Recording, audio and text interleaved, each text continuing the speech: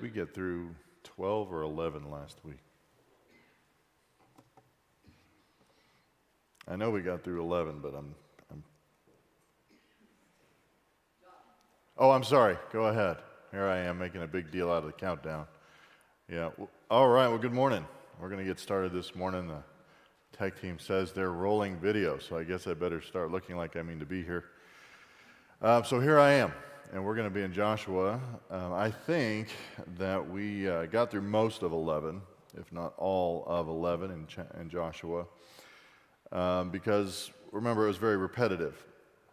And the repetitiveness is things that people criticize about teaching the Old Testament, that there is tremendous amounts of repetition. In some certain passages, certainly.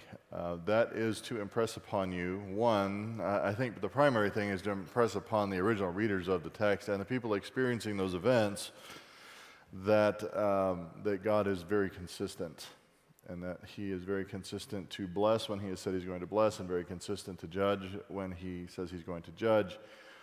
And he follows through entirely on his promises. And also remember that these people do not have the Holy Spirit indwelling them when these events are taking place. And to the original audience, that is a benefit that came along in Acts 2, and there is certainly some memory aids provided, right? Specifically, the apostles are told, do not worry about what you will say when they persecute you, right? But that is a unique, particular benefit that they received, but I think we can understand ourselves to have a particular blessing of confidence and memory that they didn't necessarily have. So that repetition is no different here in this part of Joshua, and it is to impress upon everyone that they had success everywhere they went.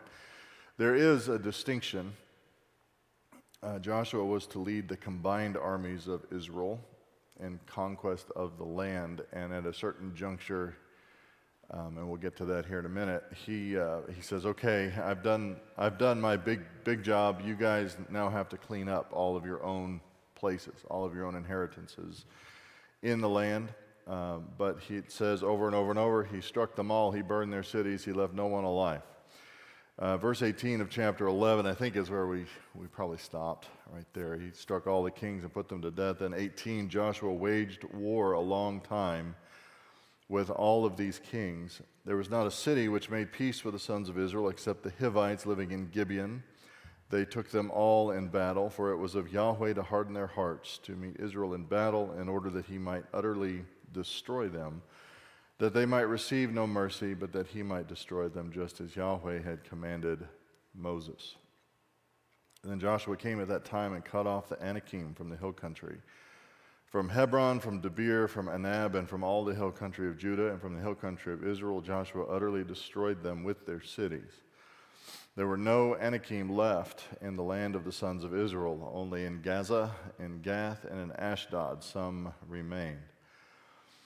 So Joshua took the whole land, according to all that Yahweh had spoken to Moses, and Joshua gave it for an inheritance to Israel, according to their divisions by their tribes. Thus the land had rest from war. So there's a distinction here that the text is making. This was a nation against nation level combat that was going on, and that is not necessarily going to be what continues. It is, I think we talked about this, I may have mentioned it just as a question to think about how, who the Anakim are they related to the Nephilim, and how did they get so stinking big? Why were they giants? And does that continue? I am of the opinion, the understanding, that the Nephilim and the Anakim both are actually angelic hybrids with humans. I think that's the plain reading of Genesis 6. And what we need to remember, right, they were all destroyed in the flood, which was actually a universal flood, right? Nobody remained except for Noah and his family, those who entered the ark and who repopulated the earth, which tells me that this mechanism for infiltrating the seed of humanity is something that didn't just stop, right? So we have these giants that exist throughout history. I am not one of them, despite the fact that I have played Goliath of Gath in multiple impromptu plays, one of them in an orphanage in Juarez, which Jacob will remember. Everywhere I get to be Goliath. Nowhere. I'm actually named David. I don't ever get to play David because nobody is big enough, apparently, to be my Goliath. Yeah, how did that happen? Well, I think it's a recurring tactic, actually. There is an assault that the enemy has made upon the seed of the woman since Genesis 3. And that is I think that's literal. And so these people have arisen, and Joshua's part of the corruption in the land was due to that influence. And so they were driven out. There were none left. There was nobody walking around for whom Israel would literally say, "We are grasshoppers in their sight." Hi, Israelites. Kind of like we treat Isaac at home, even though he's really tall. Hi, Isaac the grasshopper. I'm just kidding, son. We don't do that. We did when he was littler and cute. Yeah.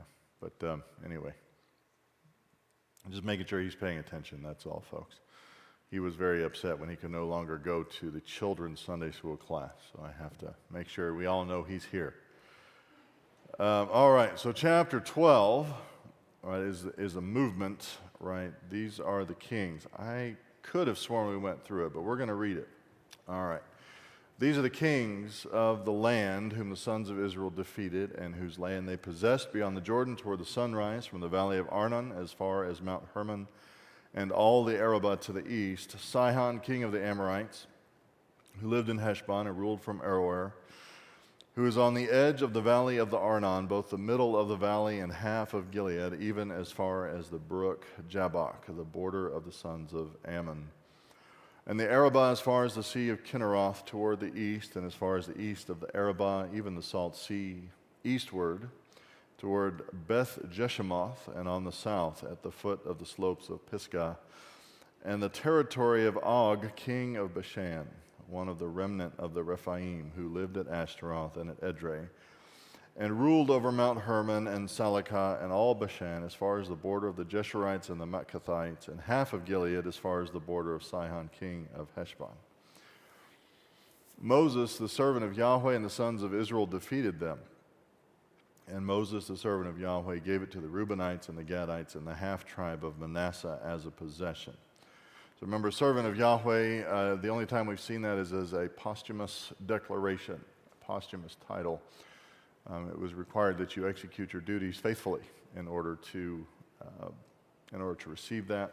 It is one that is applied to Joshua after his death in order that they did that. And evidently Moses' failure to enter the land did not negate his ability to possess that title. So he's a servant of Yahweh. He did this. That was kind of the inauguration of the defeat of the Canaanites. Now these are the kings of the land whom Joshua and the sons of Israel defeated beyond the Jordan toward the west, from Baal Gad in the valley of Lebanon, even as far as Mount Halak, which rises toward Seir. And Joshua gave it to the tribes of Israel as a possession according to their divisions. So in the hill country, in the lowland, in the Arabah, on the slopes, and in the wilderness, and in the Negev, the Hittite, the Amorite, the Canaanite, the Perizzite, the Hivite, and the Jebusite.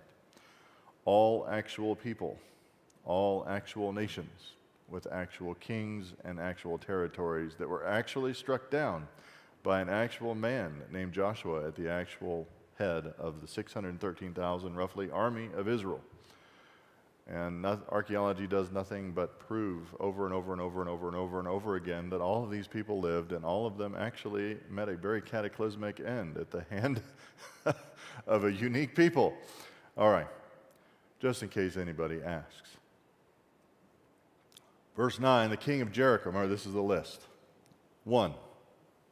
This is a very particular inventory of defeat here. The king of Ai, which is beside Bethel, 1. The king of Jerusalem, 1. The king of Hebron, 1. The king of Jarmuth, 1. The king of Lachish, 1. The king of Eglon, 1. The king of Gazer, 1. The king of Debir, 1. The king of Geder, 1. The king of Hormah, 1. The king of Arad, 1. The king of Libnah, 1. The king of Adullam, 1. The king of Makkedah, 1. The king of Bethel, 1. The king of Tapua won. The king of Hepher won. The king of Aphek won. The king of Lasharon won. The king of Madon won. The king of Hazor won. The king of Shimron Meron won. The king of Akshaph won. The king of Tanakh won. The king of Megiddo won. The king of Kedesh won. The king of Jokneam and Carmel won. The king of Dor and the heights of Dor won. The king of Goyim and Gilgal won. The king of Tirzah won. In all, 31 kings. In other words, we made this point, I think, that the list of Joshua's conquest is actually given with time frames. As you go through, remember that a lot of these cities would have been walled cities. They were certainly fortified cities because the world is a violent place, right? And before anybody even thought about capitalism, the way you increased your wealth, influence, power, and strength was to go take somebody else's. And so everybody was worried about that. And so these are fortified cities filled with trained men, and Joshua zips through them like a plague. 1 day here, 2 days there. It takes months to lay siege to a place. Frankly, I mean, we didn't have any technological siege equipment going on here. Remember that Joshua hamstringed the horses and burned the chariots because God wanted him to set his foot on the land and rely on him as infantry with swords, spears, shields, that kind of thing to take the land. And he went through them like they weren't even there, including these kings. And this was not, he individually took each of these places individually. They were not an alliance that was simply defeated because, like David and Goliath, we mentioned that, right? So they make a deal. There's something of an impasse, and they make a deal. If you can defeat our champion, then we'll be your servants, and if you defeat our champion, you'll be our servants. Well, the conquest wasn't won that way. Joshua fought every single one, defeated every single one, destroyed every single one, and put every single member of their population to the sword, individually, one at a time, the hard way. Jacob will recognize that phrase because we talk about it all the time. If there is a secret sauce to doing church, we don't do it. We do it the hard way. We don't just need to go. You know how everybody's secret sauce is basically Thousand Island dressing? Have you noticed that? Cane's sauce, Thousand Island dressing. McDonald's Big Mac sauce, Thousand Island dressing. That's all it is. That's the way I look at the secret sauce of church growth, folks. It's all just Thousand Island. It's the same crap over and over, and that's just not the way God has intended for it to be. You're building something, but you're not building a church that way. Anyway, so there it is. There's the list of the kings. These were not unorganized or disorganized people with no training, with no assets, with no weapons. They were military-minded and trained individuals. All right. Any questions about chapter 12, about any of the things that I said about it? Accusations of heresy, disagreements, good jokes from the Old Testament books. We've got plenty of jokes from the New Testament, but I don't hear too many good ones from the Old Testament. No? All right. Chapter 13. Now Joshua was old and advanced in years. Feeling personally attacked. Joshua was old and advanced in years when Yahweh said to him, "You are old and advanced in years, and very much of the land remains to be possessed." Now when God tells you, "You old," you're old. God has not told me I'm old yet, Jacob, Isaac. God has not told me that yet. But Joshua is my namesake.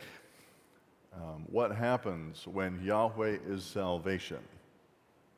When Yahweh is your deliverance, is old and advanced in years.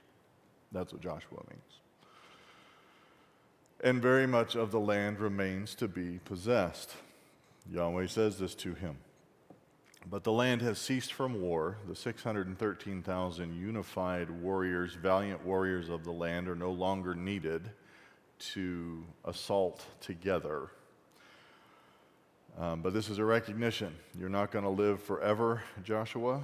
This is not your role forever. Your ministry is coming to an end. But this is the land that remains. All the regions of the Philistines, you all recognize that one, right? The Philistines, that's, where some of the Anakim still live in Gath, right? Joshua just said that. Those of the Jeshurites from the Shihor, which is east of Egypt, even as far as the border of Ekron to the north, it is counted as Canaanite. The 5 lords of the Philistines, the Gazite, the Ashdodite, the Ashkelonite, the Gittite, the Ekronite, and the Avite to the south. All the land of the Canaanite and Meier that belongs to the Sidonians as far as Aphek to the border of the Amorite.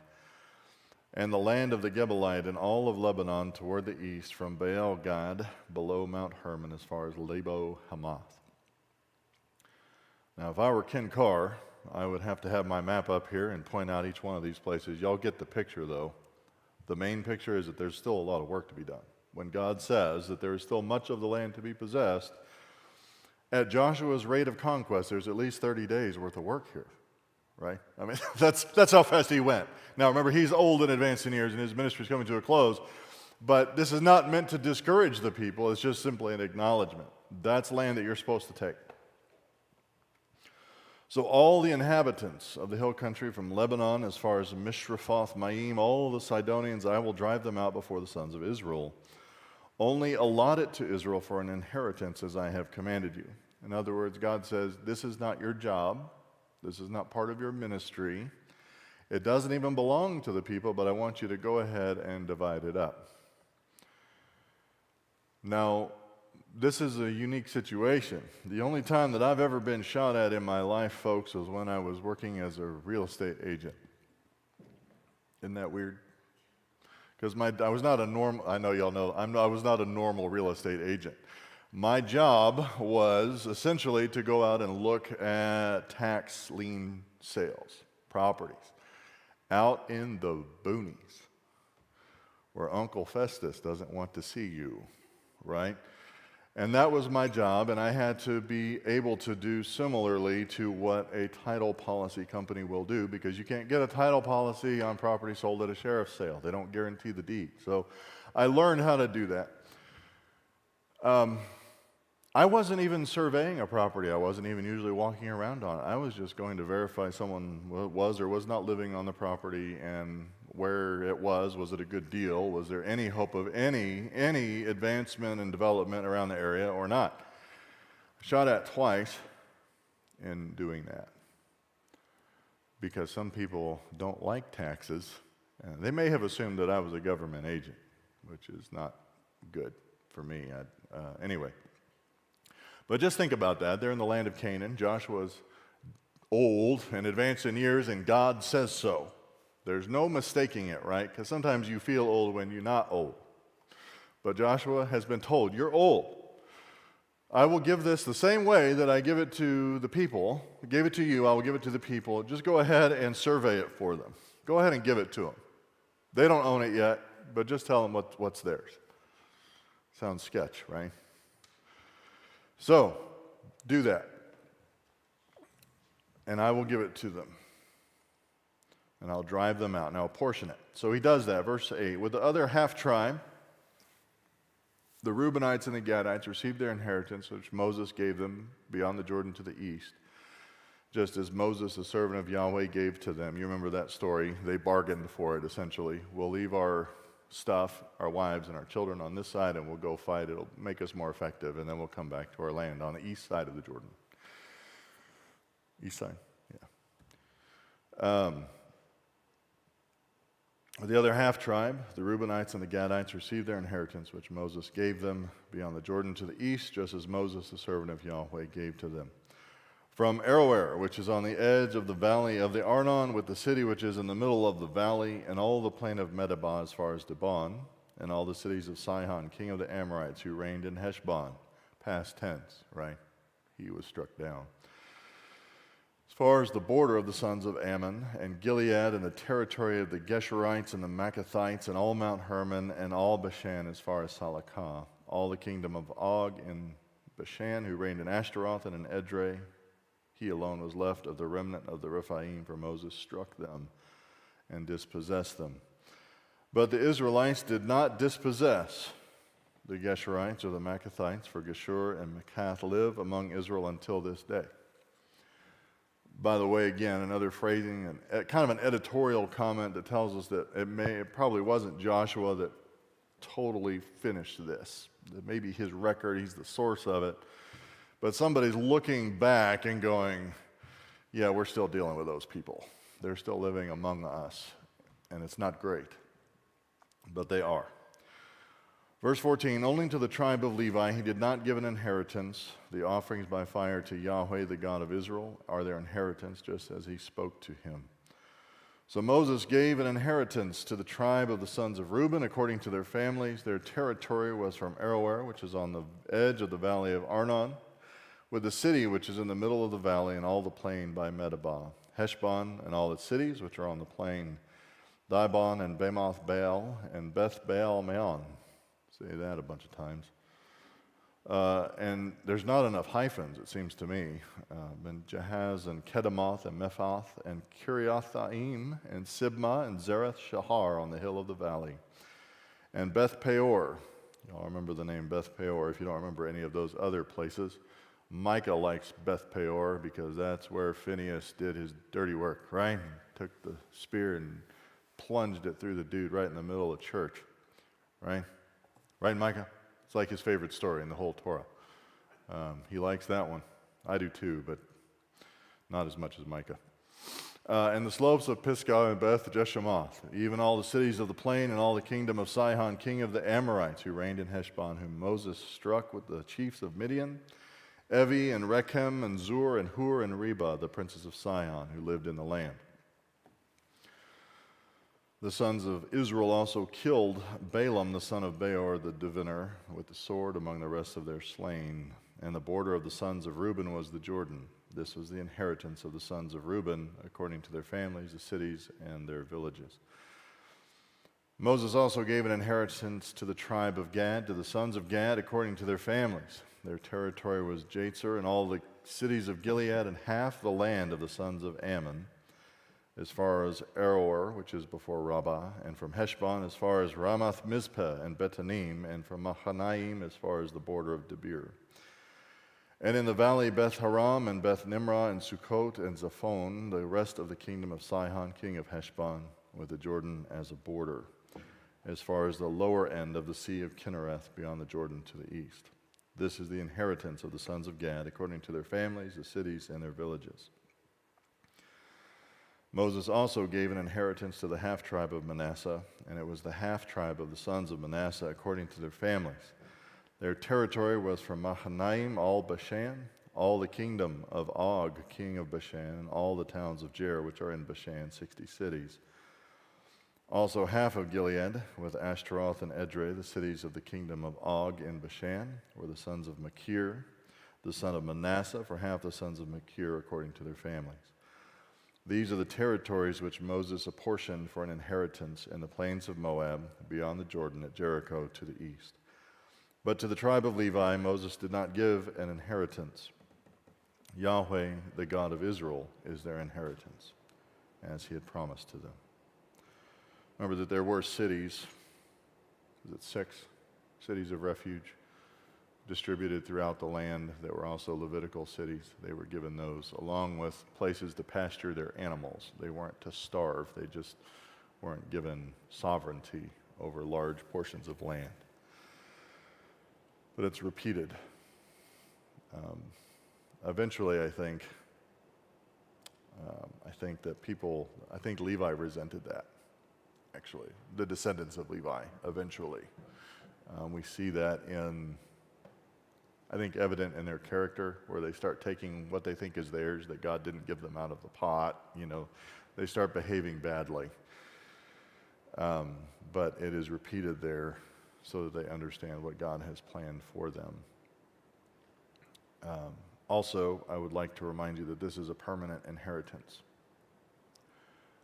These landmarks still basically exist. From whatever perspective the compiler of this book ultimately was, he is able to still refer, interestingly, to the territory as this was the kingdom of Og, king of Bashan, who has been defeated already for a long time.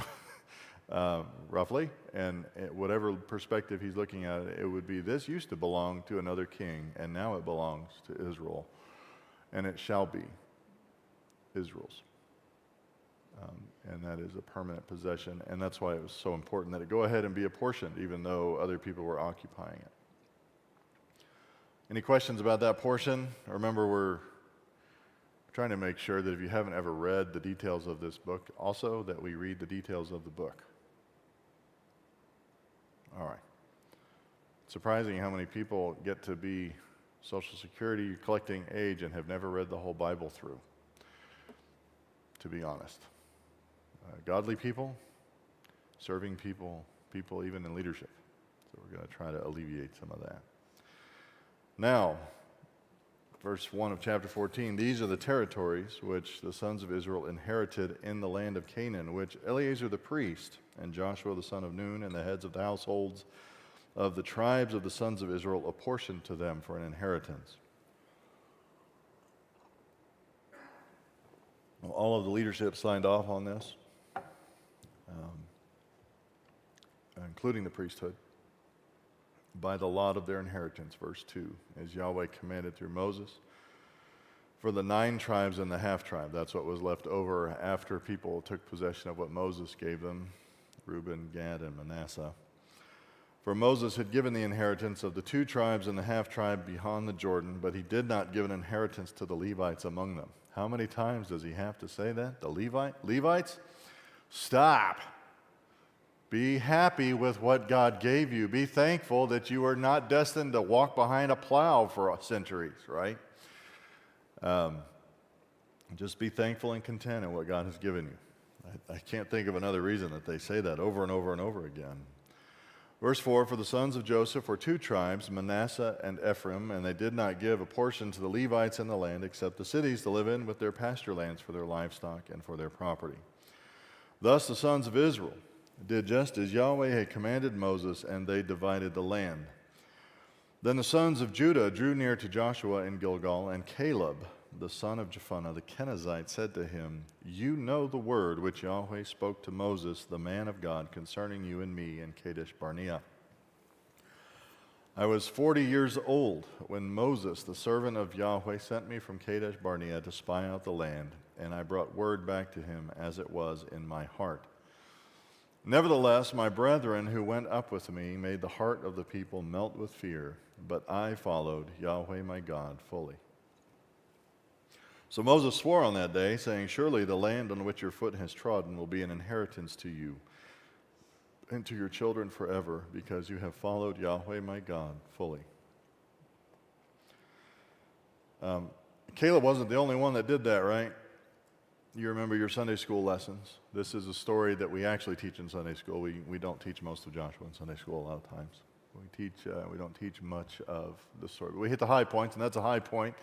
The 12 spies go in, 10 come back and scare people to death, and Joshua and Caleb are the faithful ones who say, this is ours, we can take it. Don't be worried about the size of the people or the fortification of the cities. And so Caleb is coming to Joshua now with a record.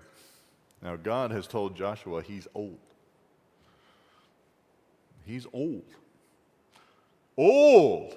Advanced in years. You're about to die, big guy. That's how it goes. What's that, Bill? Yeah, he's very old. Yeah. It's like when Scripture says, in dying you will die, right? You're going to be really dead. You're really old. You're old. Caleb was 40 a long time ago, wasn't he? Right? That happened before everybody wandered around in the desert and his whole generation dropped dead, including Moses. And the kids' sandals didn't wear out. Good thing, because they were wandering around like a bunch of doofuses in the desert because their parents couldn't get their crap together. Right? That's the Josh Meier shortened version of the record of Exodus. They couldn't believe God, and so their children were left to pick up where they should have taken responsibility. Caleb's old. He's old, but he remembers the promise that Moses made, that Yahweh made through Moses, because of my faithfulness. Moses swore on that day, surely the land on which your foot has trodden will be an inheritance to you and to your children forever, because you have followed Yahweh my God fully. Now, if I had to, I don't know that we know. If anybody knows, you can correct me, but I think they were at least peers, Joshua and Caleb. Joshua may have been younger than Caleb. I'm not sure. He's presented as kind of a young man helping Moses at his right hand, but I'm not sure we know the exact age. Why is Joshua getting shade from Yahweh about being old? And Caleb, you're going to see, and Joshua, I'm old too, but remember the promises that Yahweh made to me. See the difference. I was 40 years old when Moses, the servant of Yahweh, sent him from Kadesh Barnea to spy out the land, and I brought word back to him as it was in my heart. Nevertheless, my brethren who went up with me made the heart of the people melt with fear, but I followed Yahweh my God fully. So Moses swore on that day, surely the land on which your foot is trodden will be an inheritance to you and to your children forever, because you have followed Yahweh my God fully. Now behold, Yahweh has let me live, just as he spoke these 45 years. So how old is Caleb today? 85. Anybody 85 here today? No? He's got some close one, right? Don, how old are you, Don? 78. Okay, you're not quite in your 80s. Bill, are you in your 80s these days? 82. See, okay, all right, October. No, don't want to jump. I made the mistake of referring to all of my siblings as being in their 40s recently, and my baby sister about lost it. She is not in her 40s, folks, so if she comes and visits, do not refer to her as being in her 40s, because she will light you up. Anyway, 85 is not young, is it not? I mean, that's not young at this point in history, right? If you're Methuselah? If you're Methuselah, 85 is just getting started. 85 is not it's miraculous, right? 45 years from that time that Yahweh spoke this word to Moses when Israel walked in the wilderness. Now behold, I am 85 years old today. I am still as strong today as I was in the day Moses sent me. As my strength was then, so my strength is now, for war and for going out and coming in.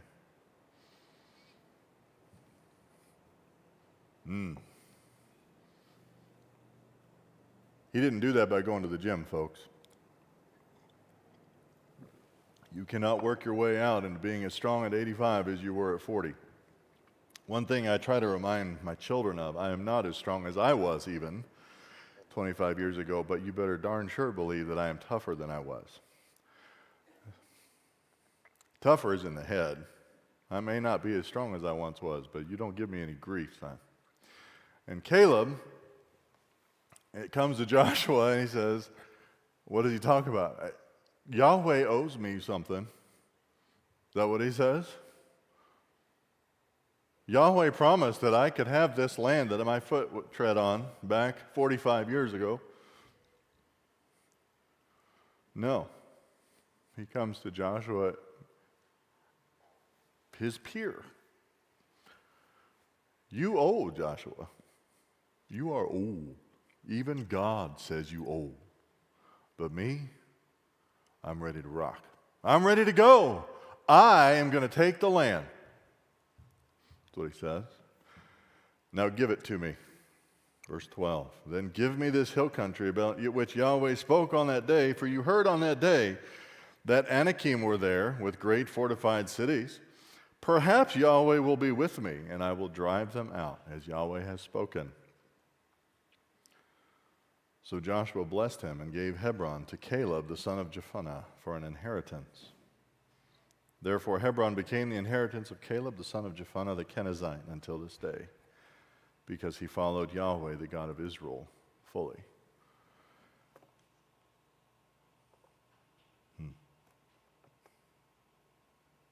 Did he ask for it wrapped with a bow? Was it ready to go? Now, you remember the dynamic, right? God told Israel, I am not going to give this to you all at once because you will not be able to keep the weeds out of the orchards. it will go back to wilderness. It will be a mess. We need these people to keep it under cultivation. We need them to keep their houses in good repair so that you can take it from them in good shape. Right? That's how it was. It wasn't empty. Caleb actually seems to be going after the land that is still occupied by the descendants of the same people that scared the snot out of the other spies, the Anakim. He's still as a grasshopper in their sight. And he's raring to go at 85 years old. Now, what's the difference between Joshua and Caleb? Do we think? This is just going to be speculation. We don't know. They're basically peers. But we haven't heard from Caleb in a while, have we? He had a different role than Joshua did. What was Joshua's role? He had some of Moses' power, some of Moses' ability. Yahweh gave that up to Moses, said, you give him what you think. Don't give it all to him. I find that remarkable. Give him what you think he needs, Moses.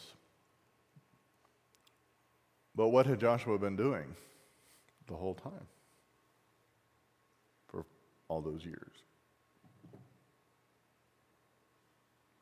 Leading all the people. That will make you old in ways that simply fighting battles will not do.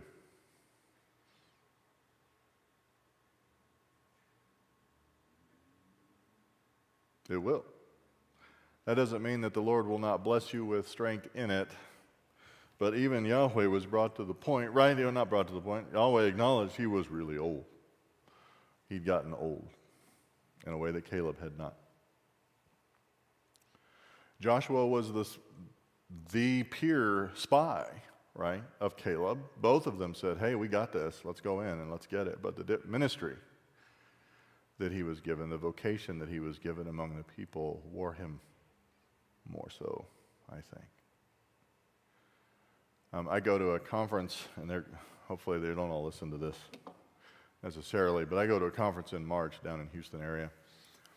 And this last time I was struck by how many widowers were in the room. It is not normal, actually, is it?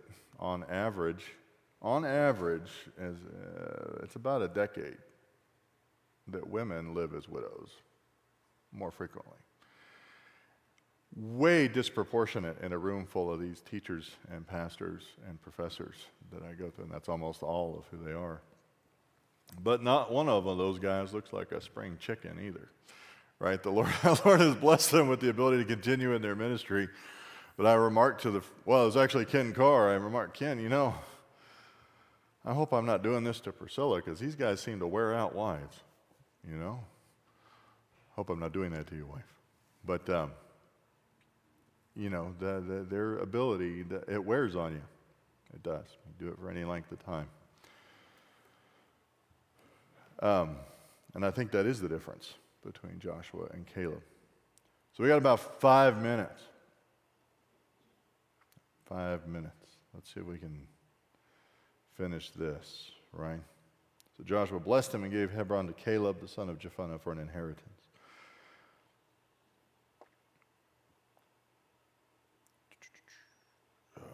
Therefore Hebron became the inheritance of Caleb, the son of Jephunneh, the Kenizzite, until this day, because he followed Yahweh, the God of Israel, fully. Now the name of Hebron was formerly Kiriath Arba, for Arba was the greatest man among the Anakim. Then the land had rest from war.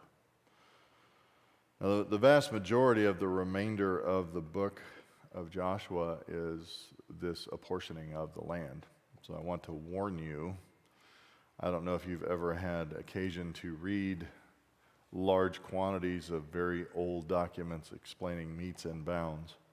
I have done so in archaic Spanish in my undergrad a long time ago. And it was painful in some of the repetition. So I want to warn you that like in Numbers, there's some parts that are hard to get through. There's going to be some parts even of Joshua that are hard to get through. We are going to do them. because there is another element here that we need to identify in the repetition of the narrative. And that primarily is that all of the rest of the tribes are compared negatively to Caleb. Caleb is ready to rock and roll. He's ready to kill any enemy he's got to seize the promise that Yahweh has made to him and to his generations after him. And everybody else wants it wrapped with a bow and handed to them. They start complaining immediately. There's enemies up there. We can't fight those people. Anyway, so we'll do that. We'll start with chapter 15 next week. We got a couple minutes. Any questions, comments, observations? Yeah, Becky?